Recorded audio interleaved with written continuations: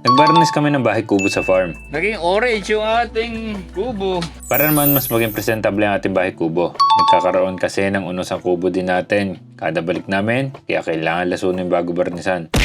Aray ko, kinulang pa. Nga pala, update din tayo sa ating right of way. Gus na ang tambak natin dito. Nag-prepare kami papunta sa farm para sa isang mahalagang project, kaya nagkarga kami ng mga gamit. Pati tao, kinarga ko na. Sa hardware, bumili kami ng materyales, sulignum, 2 litro, mga varnish at brush. Sana sakto na ito, mahigit 1.6 na kagad gastos dito. Aray ko! Bumili rin kami ng diesel, extender ng sulignum natin, para mas maraming area tayong makover sa lower cost. Ginagawa naman talaga ito, kaya effective pa rin. Pagdating sa farm, di ba, okay na itong ating right of way. Natapos na magtambak. Walang kadadalaan. Pinisan ko ng 2 balikan gamit si 15 para lumapat-lapat pa ng konti ang tambak. Lalapat pa naman niya ng sarili niya dahil sa ulan at sa natural na daan ng mga sasakyan dito. Gawin natin productive ang araw na to dito sa kubo. Lagi lang kami madaming dala pa rin para sa mga kailangan namin dito.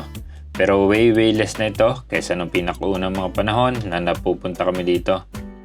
Mag-prepare lang tayo. Uunahin natin ang panglason. Para dyan, naghati lang kami ng lata para dito magmekos-mekos. 1 litro na sulignum at 1.5 litro na diesel ang ginamit namin.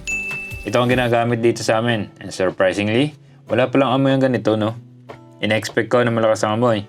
So ano ba purpose nito? Para hindi anayin at magkaroon ng bukbok ang ating mga kahoy. Lalo na mga patpat. Paborito ng bukbok yan eh. Para kahit naman ganito lang ang kubo natin ay tumagal-tagal naman ang buhay. Sa iba, bago ilagay ang kahoy, binababad nila sa ganitong mixture bawat kahoy. Kaso, sobrang akse nun kasi absorb talaga ng kahoy ang mixture. Kaya pinupunas lang din minsan. Pero madalas, ginagawa din ay bago ipako para lahat ng mga sides ay talagang mapapahiran. Ako ay chill lang dito sa baba. Sila Jude at Alan na muna bahala dyan at ako ay may kailangan tapusin at may sarili akong task. Jude, merienda muna tayo. Okay. So, dulce de leche. Try natin dito sa ating kutsinta. Tingnan nyo naman. Ito yung ating dulce de leche.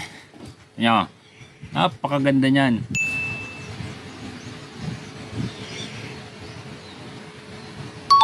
Ano?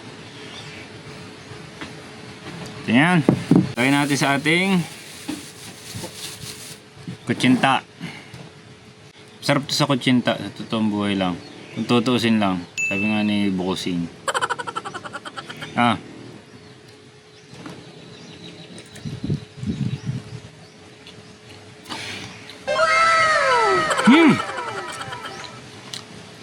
Sarap! Sapa, baka ako yung namamalik mata eh. Kaya kaganda yan. Sapa.